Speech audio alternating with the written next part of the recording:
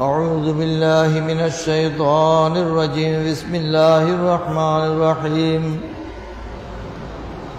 إن الله وملائكته يصلون على النبي يا أيها الذين آمنوا صلوا عليه وسلموا تسليما صلى الله على سيدنا محمد وآله وأصحابه وبارك وسلم صلى الله على سيدنا محمد وآله وأصحابه وبارك وسلم صلاة يا رسول الله عليكم سلام يا حبيب الله عليكم صلاة يا رسول اللہ علیکم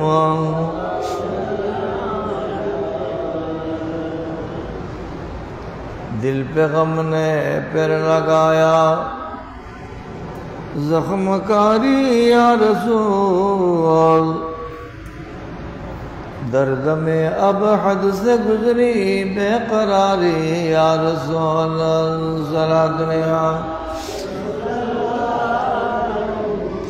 سلام یا حبیب اللہ علیکم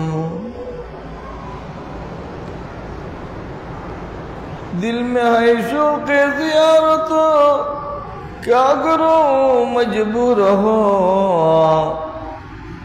رات دن کرتا ہوں غم میں آہزاری یا رسول صلاۃ یا سلام یا حبیب اللہ علیکم اب مریض عشق پر اپنا کرم فرمائیے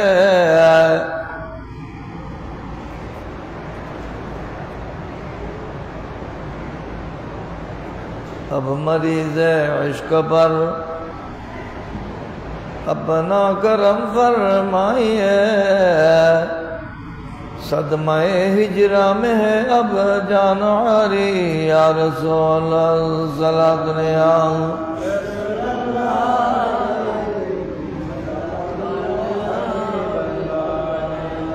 قافلے ہر سال جاتے ہیں مدینے کی طرف میری کب آئے گی وہاں جانے کی باری یا رسول صلاۃ یا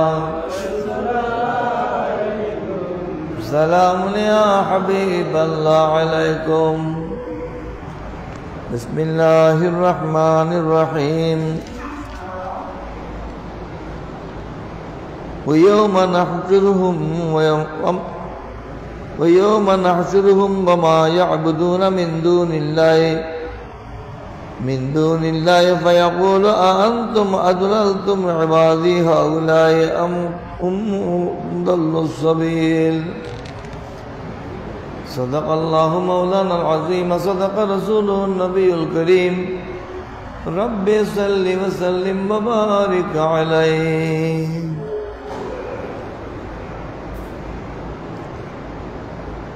اما بعد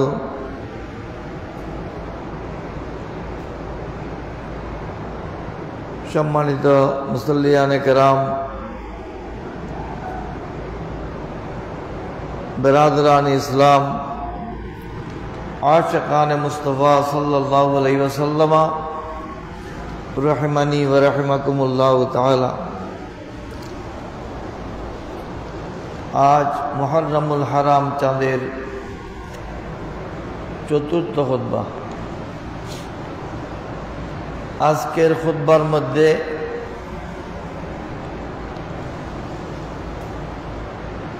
মহান রব্বুল আলামিন এর পবিত্র কিতাব কোরআন মজিদ ফুরকান হামিদ থেকে একটি আয়াতে কারিমা পেশ করা হয়েছে যে আয়াতের মধ্যে আল্লাহ পাক সুবহানাহু ওয়া তাআলা ইরশাদ ফরমাচ্ছেন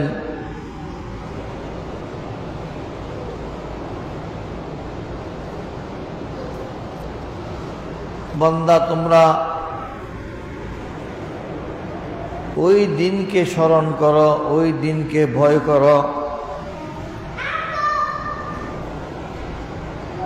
যেদিন আমি রব্বুল আলামিন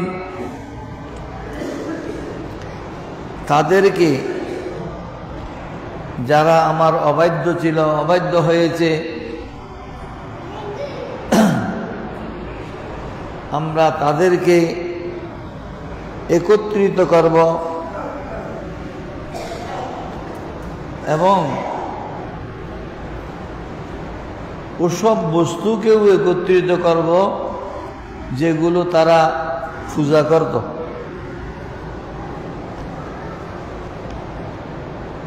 মুশরিকরা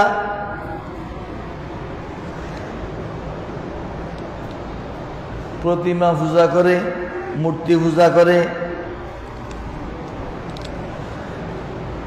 বট গাছ, অশ্বত্থ গাছ, তুলসী গাছ, ফোফন গাছ, বিভিন্ন গাছ, পাথর, যেসব কিছু তারা পূজা করে, বৌদ্ধরা যেগুলো পূজা করে, তাদের পূজনীয় বস্তুগুলো একত্রিত করব। তারপর আল্লাহ পাক সুবহানাহু ওয়া তাআলা বলবেন,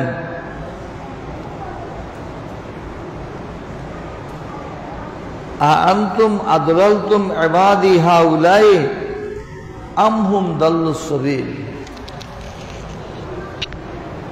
হে প্রতিমাগুলো, হে পাথর, হে মূর্তি, হে গাছ, আমার বান্দাদেরকে তোমরা পথভ্রষ্ট করেছ, তোমরা গোমরা করেছ, না তারা নিজে নিজে গোমরা হয়েছে?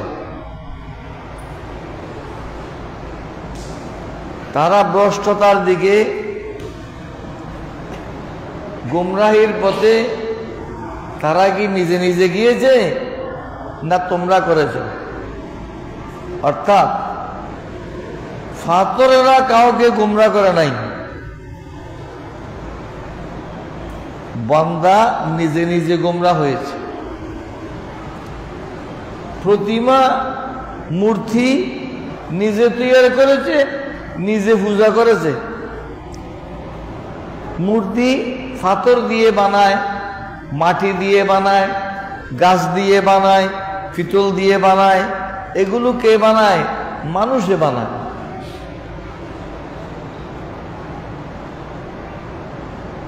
এই যে তারা নিজে নিজে পথভ্রষ্ট হয়েছে, গোমরা হয়েছে,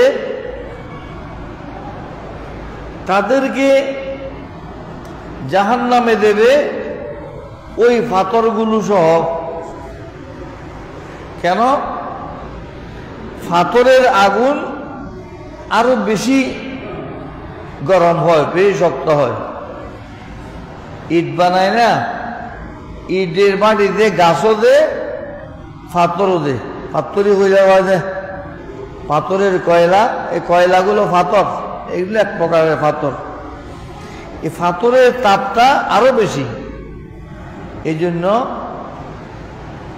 অন্য আয়াতের মধ্যে আল্লাহ পাক সুবহানাহু ওয়া তাআলা ইরশাদ ফরমাচ্ছেন, বুকুদুহান নাস ওয়াল হিজারা, জাহান্নামের ইন্ধন হবে, আমাদের চট্টগ্রামের ভাষা অজাল বলে, অজাল।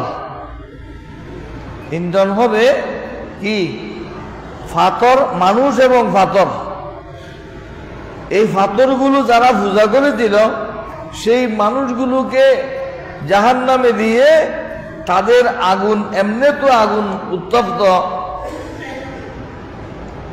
জাহান্নামের আগুন মানে দুনিয়ার আগুনের মতো না, দুনিয়ার আগুনের দিয়ে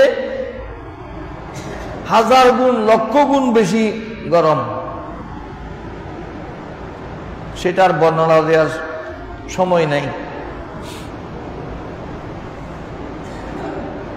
অতএব যারা উল্টো পথে চলছে, ভ্রান্তির পথে চলছে, তারা যেন সতর্ক হয়। এখানে সতর্ক করা শুধু কাফেরদেরকে নয়, মুসলমানদেরকেও সতর্ক করা হচ্ছে। তুমি তোমার পথে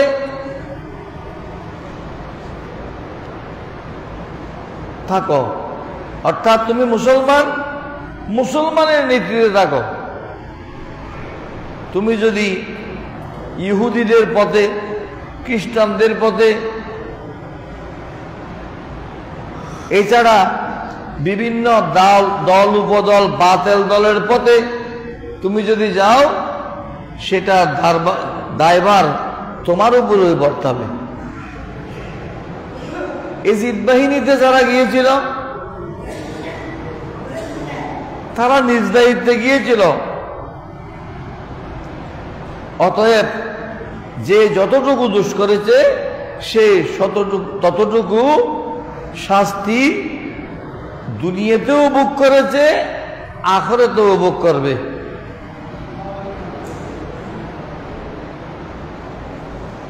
এজিদ বাহিনীতে যারা নেতৃত্ব দিয়েছিল তাদের একটা আযাব দুনিয়াতে হয়ে গেছে। সুবহানাল্লাহ। অন্ধ হয়ে গিয়েছিল, গুজ হয়ে গিয়েছিল,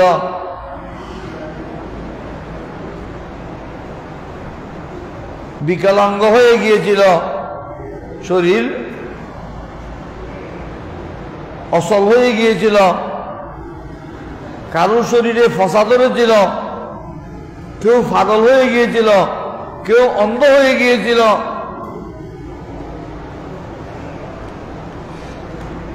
কেউ এত বেশি লম্বা হায়াত পেয়েছে, সেই দীর্ঘ হায়াতের কারণে তার মস্তিষ্ক বিকৃত হয়ে গিয়েছিল, অন্ধ হয়ে গিয়েছিল।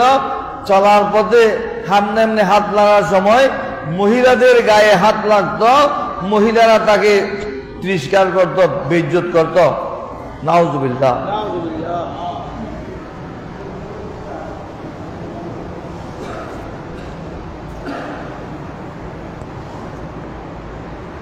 হযরত সাদ ইবনে আবি ওয়াক্কাস রাদিয়াল্লাহু তাআলা কুফার গভর্নর ছিলেন হযরত ওমর রাদিয়াল্লাহু তাআলার খেলাফত কালে।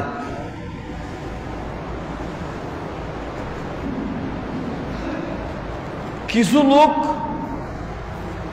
হযরত সাদ রাদিয়াল্লাহু তাআলার বিপক্ষে জোট বেঁধেছিল। লম্বা কথা, বুখারী শরীফের মধ্যে হাদিস আছে, আমি পুরো বলার সময় হবে না। তারা হযরত ওমর রাদিয়াল্লাহু তাআলার কাছে অভিযোগ পাঠিয়েছে যে এই সাদ লোকটি ঠিক মতো নামাজ পড়তে জানে না। নাউজুবিল্লাহ। যে 10 জনকে আমার রাসূল জান্নাতের সার্টিফিকেট দিয়েছেন, এই 10 জনের একজন হযরত সাদ ইবনে আবি ওয়াক্কাস রাদিয়াল্লাহু তাআলা। ওনার বিরুদ্ধে কুফার এক দলের অভিযোগ ছিল উনি ঠিকমতো নামাজ পড়তে জানে না। কেমন আশ্চর্য আপত্তি! হযরত ওমর রাদিয়াল্লাহু তাআলা এটা যাচাইয়ের জন্য পাঠিয়েছিলেন। বিভিন্ন মসজিদে গিয়ে রিপোর্ট নিলেন। সব মসজিদে হযরত সাদ রাদিয়াল্লাহু প্রশংসা করলো। এক মসজিদে যাওয়ার পর, এগুলোর নাম আছে, মানুষের নামও আছে, আমি বাড়াচ্ছি না, একজন দাঁড়িয়ে বলল ওনার বিরুদ্ধে এই অভিযোগ 3টি অভিযোগ করেছে। 3টি অভিযোগ যখন করেছে, হযরত সাদ রাদিয়াল্লাহু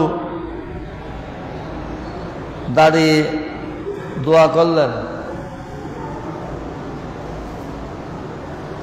আল্লাহ এই লোক যদি মৃত্যুক হয় তাহলে তুমি তাকে দীর্ঘ হায়াত দান করো। ফাতিল উমরাহু ওয়া আতিল ফকরাহু ওয়া আরজিজহু বিল ফিতন। আল্লাহ তার হায়াত দীর্ঘ করে দাও, দীর্ঘদিন যেন সে ভিক্ষা করে। তার হায়াত দীর্ঘ করে দাও, দীর্ঘকাল তাকে ভিক্ষা করার ব্যবস্থা করো, এবং তারকে ফিতনাতে জড়িয়ে দাও, এই ফিতনাতে জড়িয়ে দাও। এ দোয়া করেছিলেন হযরত ওমর রাদিয়াল্লাহু আনহু খেলাফত কালে। ওই লোকটি দীর্ঘ হায়াত পেয়েছিল হযরত ওমর রাদিয়াল্লাহু আনহুর খেলাফত কালে, যিনি হৃষ্টপুষ্ট যুবক ছিল। এই লোকটি কারবালার যুদ্ধে এজিদের পক্ষে অবস্থান নিয়েছিল। তারপরে সে বুড়া হয়ে গেছে, গরিব হয়ে গেছে, রাস্তায় রাস্তায় ভিক্ষা করত। দীর্ঘদিন হায়াত পেয়েছে।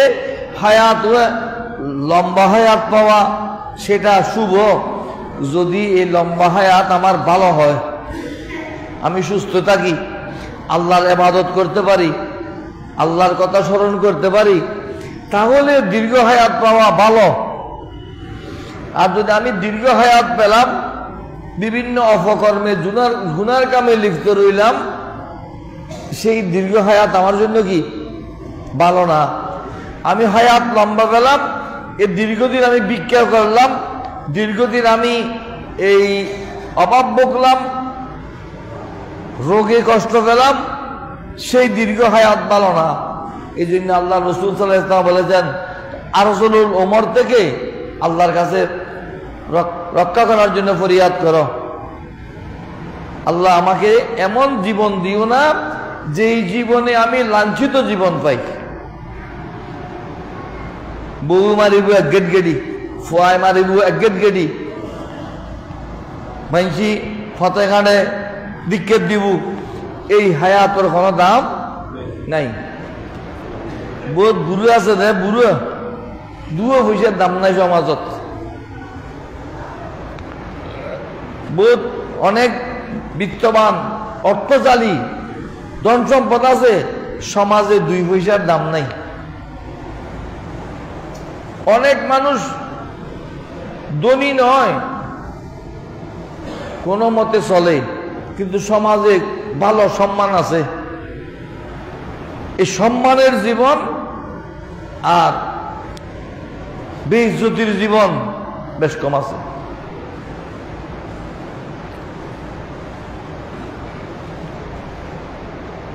আমরা আরবিতে দোয়া করি, আপনারা তো বুঝেন না।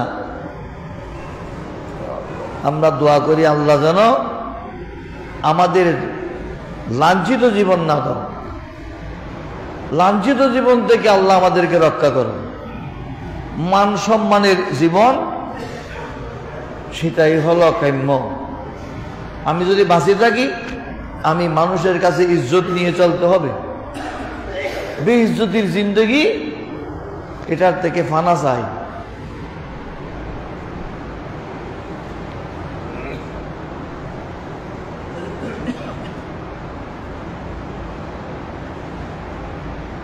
বুঝাতে চাচ্ছি যে কাফেরেরা বিপদগামী হয়ে তারা যেভাবে শাস্তির যোগ্য হবে, মুসলমানরাও যদি বিপদগামী হয় তারাও শাস্তির অন্তর্ভুক্ত হবে।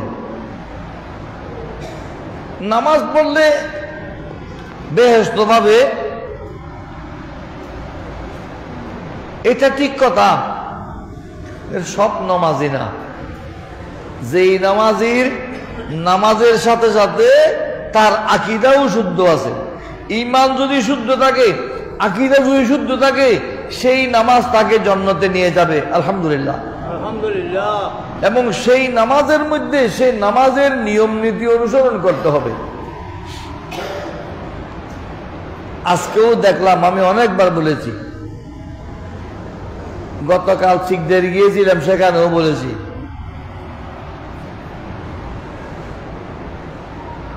ইমাম ইবনে শিহাব জুহরি রহমতুল্লাহ আলাইহি, বুখারী শরীফের মধ্যে আছে, উনি বলছেন, আমি হযরত আনাস বিন মালিক রাদিয়াল্লাহু তাআলা আমার রাসূলের স্পেশাল খাদেম, আমার রাসূলের স্পেশাল খাদেম, 10 বছর একটানা আমার রাসূলের খেদমত করেছিলেন। আল্লাহ ওনাকে দোয়া করেছিলেন কি জন্যে? কসরতে মাল, কসরতে আয়ালের জন্য। আল্লাহ তাকে বেশি সম্পদ দাও, বেশি সন্তান দাও। সুবহানাল্লাহ বলেন। আমার রাসূল দোয়া করেছেন, খেদমতে খুশি হয়ে কি দোয়া করলেন? আল্লাহুম্মা বারিক ফি মালিহি ওয়া আহলিহি, তাকে অধিক সন্তানের বাবা বানাও আর অধিক মালের সম্পদের মালিক বানাও। সম্পদশালীও ছিলেন, অনেক আওলাদও ছিল।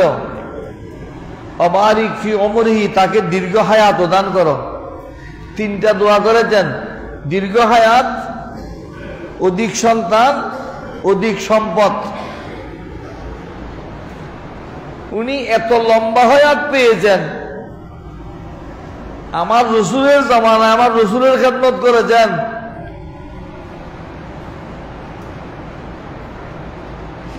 তাবেঈদের জামানায় উনি সচল ছিলেন, প্রায় সর্বশেষ সাহাবী। অর্থাৎ সাহাবায়ে কেরামের দল যেতে যেতে সব যাওয়ার পরও প্রায় সর্বশেষও উনি জীবিত ছিলেন। সুবহানাল্লাহ। ইমাম আবু হানিফা রাহমাতুল্লাহর জন্ম ৮০ হিজরিতে। ইমাম আবু হানিফা রাহমাতুল্লাহ হযরত আনাস রাদিয়াল্লাহু আনহুকে দেখেছেন। সুবহানাল্লাহ। তাহলে উনি কত হায়াত পেয়েছেন? অনেক লম্বা হায়াত। লম্বা হায়াত বুঝার জন্য আমি আপনাদেরকে বলি, উনি ওনার নিজের হাতে নিজের ছেলে, নিজের নাতি, নিজের ফতি ১৬০ জন দফন করেছেন। সুবহানাল্লাহ বলেন না?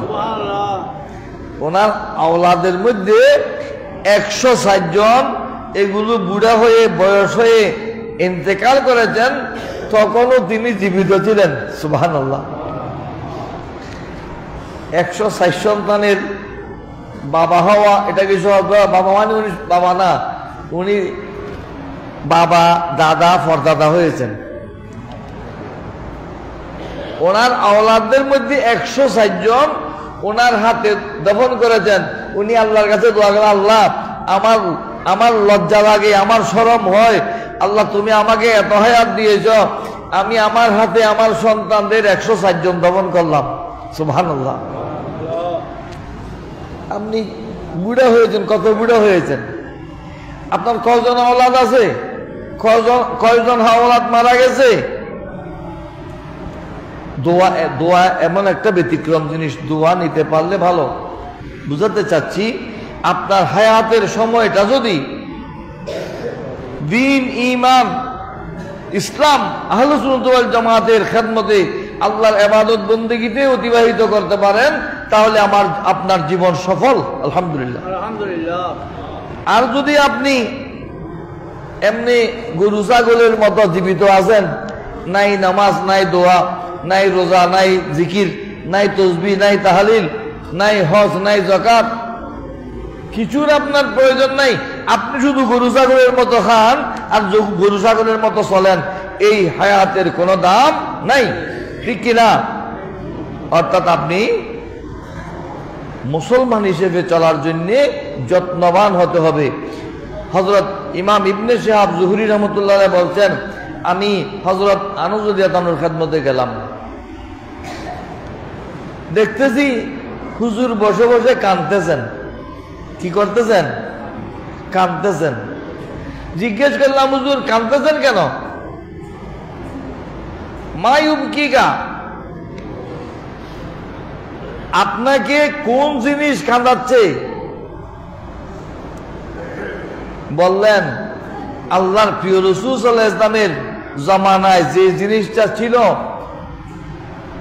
এবং যে জিনিসটা এখনো পর্যন্ত আছে, সেটা হলো নামাজ। সেটা হলো কি? আমার রাসূলের জামানায় নামাজ ছিল, এখনো নামাজ আছে। এই নামাজটা যেটা বর্তমান পর্যন্ত আমার রাসূলের জামানা থেকে আছে, সেই নামাজটাও মানুষের কাছে একেবারে অবমূল্যায়নের পাত্র হয়েছে, সেই নামাজটাও মুসলমানরা ঠিক রাখে নাই। নাউজুবিল্লাহ। কেমন ঠিক রাখে নাই? আমি এ বিষয়ে খলিফা ওলীদ ইবনে আব্দুল মালিকের দরবারে গিয়ে সেখানেও অভিযোগ করেছি যে মানুষ ঠিকমতো নামাজটাও ঠিক রাখতেছে না। কি ঠিক রাখতেছে না? এতগুলো মুসল্লি এসেছে, হুজুর কি আমরা কি বেনামাজি হয়ে গেছি? ফতেপুরের মানুষ সব মসজিদে মুসল্লি পুরা, ঠিক না? তাহলে কুফার মধ্যেও তো, আরবের মধ্যেও, মক্কায় মাজমার মধ্যেও, মদিনায়ে মুনাওয়ারার মধ্যেও সব জায়গায় মুসল্লি আছে। হযরত আনস রাদিয়াল্লাহু আনহু বলতেছেন যে মুসলমানেরা সেই নামাজটাও ঠিক জায়গায় রাখেনি। নাউজুবিল্লাহ। কিরকম রাখেনি? আমার রাসূল তো ইরশাদ ফরমায়েছেন,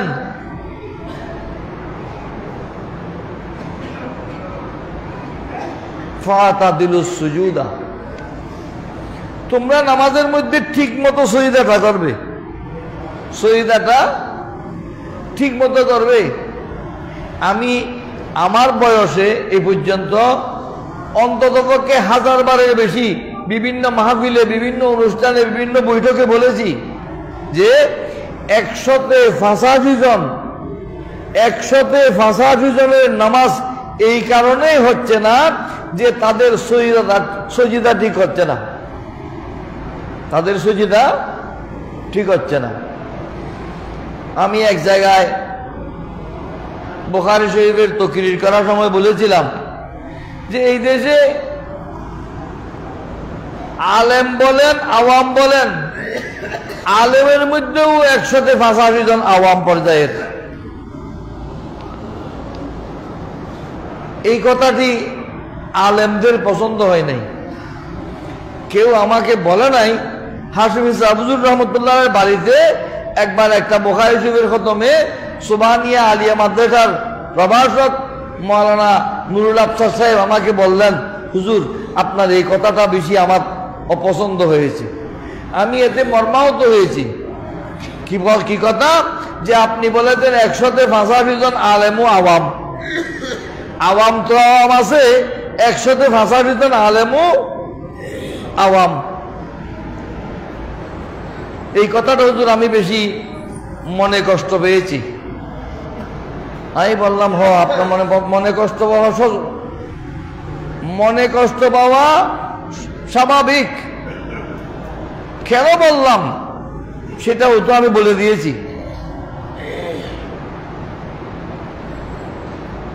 আমি এখানে তো এগুলো বুখারী শরীফ পড়তে এসেছেন, সবগুলো বুখারী শরীফ পড়তে এসেছেন। এগুলো শিক্ষক, এগুলো খতিব, এগুলো ইমাম, এগুলো ওয়াইজ বক্তা, সব ঠিক না? ঠিক। আপনার পছন্দ মতো 3 জন লোক এখান থেকে ডেকে আনুন, ওনাকে আমি সজদা করতে বলবো। যদি নামাজের মতো একটা সজদা করেন, সজদার মধ্যে আপনি দেখবেন ওনার পায়ের আঙ্গুলগুলো এভাবে আছে না এভাবে আছে। আমার আঙ্গুল দেখতেছেন? অর্থাৎ আঙ্গুলের ফ্যাট জমির সাথে লাগছে না ফিট, আঙ্গুলের ফিট লাগতেছে জমিনের সাথে। যদি আঙ্গুলের ফ্যাট, একটা আঙ্গুলের ফ্যাট যদি না লাগে তাহলে নামাজই হয় নাই। অর্থাৎ সজদার মধ্যে, নামাজের মধ্যে পায়ের একটা আঙ্গুল জমিনে স্পর্শ করা, আঙ্গুলের ফ্যাট জমিনে স্পর্শ করা ফরজ। 3টা আঙ্গুল জমির, 3টা আঙ্গুলের ফ্যাট জমিনে স্পর্শ করা ওয়াজিব। 5টা আঙ্গুল, এই আঙ্গুলের ফ্যাট জমিনে স্পর্শ করা সুন্নত। আপনি দেখুন এই 3 জন যে এদের সজদাটা কিরকম। একজন করে 3 জন ডেকে আনলেন, একজনের সজদাও হয় নাই। সুবহানাল্লাহ বলেন না? যারা খতিব, ইমাম, বুখারী শরীফের খতম পড়তে এসেছেন, ওনার সজদা যদি না হয়, ওনার মুক্ত দিয়ে নামাজ হয়েছে? আমি এই কথা কমপক্ষে 1000 বারের বেশি বলেছি, এই মসজিদেও অনেকবার বলেছি। কিন্তু আজকেও একজন দেখলাম বারান্দায় সুন্নত পড়তেছে, ওনার পায়ের আঙ্গুল এরকম শীতই আছে, শীত শীত করে এভাবে। হযরত আনাস রাদিয়াল্লাহু আনহু আজ থেকে 1350 বছর পূর্বে বসে বসে কাঁদতেছেন, কি হাই রে হাই, আফসোস নামাজটাও মুসলমানেরা ধরে রাখলো না। নামাজ পড়তেছে, নামাজি, তার আকীদা হলো নামাজের মধ্যে রসুলের ধ্যান করা গরু গাদার খেয়ালের চেয়েও খারাপ। নাউযুবিল্লাহ। এই আকীদা হলো ওয়াহাবিদের, এই আকীদা হলো এই দেশের এক শ্রেণীর তরিকতপন্থীর, যাদেরকে আমরা বালাকুটি বলি। সেই বালাকুটির দালাল কোন কোন ফিরের ছেলে ফিরেও করতেছে। কেন? নামাজটা আমি আমার জায়গায় রাখলাম, যেটা বাহ্যিক আকীদাটা তো দেখা যাচ্ছে না। তার নামাজের মধ্যে দাড়ি আছে, টুপি আছে, পাগড়ি আছে, সুন্দর চেহারা আছে, আমি তো সেটা দেখতেছি, আকীদা দেখতেছি না। কিন্তু নামাজের সহিভাবে তো আপনি দেখতেছেন। আমি 3 জন ডাকলাম, একজনও আমার ওয়াজের আওয়াজ ওনার কাছে পৌঁছতেছে। কার কাছে? মাওলানা নুরুল আফসারের কাছে। মাওলানা নুরুল আফসার বর্তমানে আমান বাজারের পূর্বে একটা মসজিদের খতিব।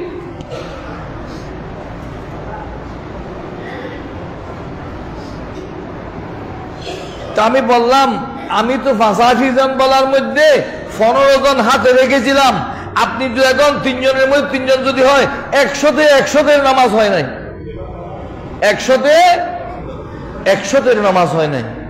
তাহলে আপনি মুসলমান, আপনি নামাজি, আপনি একেবারে প্রথম সারির মুসল্লি, কিন্তু আপনার পায়ের আঙ্গুলের ফ্যাট জমিয়া স্পর্শ করতেছে না, তাহলে আপনার নামাজের কি অবস্থা হবে? আপনার নামাজ তো হয় নাই।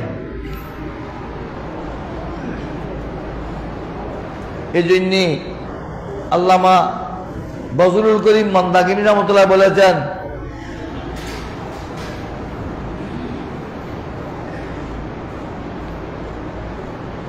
কি বলেছেন? আগাগোড়া নাহি জানে, কোরআন সুরের ওয়াজ শুনে নিজের নামাজ হচ্ছে কিনা খবর রাখে না, প্রেমিকে নামাজ পড়ে না।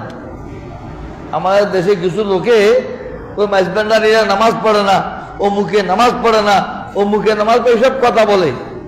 ও মুখে নামাজ পড়ে না, সেই হিসাব তুমি দেবে? ও মুখের নাম ধরে ওনার দুর্নাম করার আপনার দায়িত্ব নয়। আপনার দায়িত্ব হলো, আপনি যদি সম্ভব হয় তাকে বুঝাবেন, নামাজ পড়ার জন্য আগে আনবেন, আপনি চেষ্টা করবেন যে আপনি তার সমালোচনা করেন, আপনার দায়িত্ব আছে।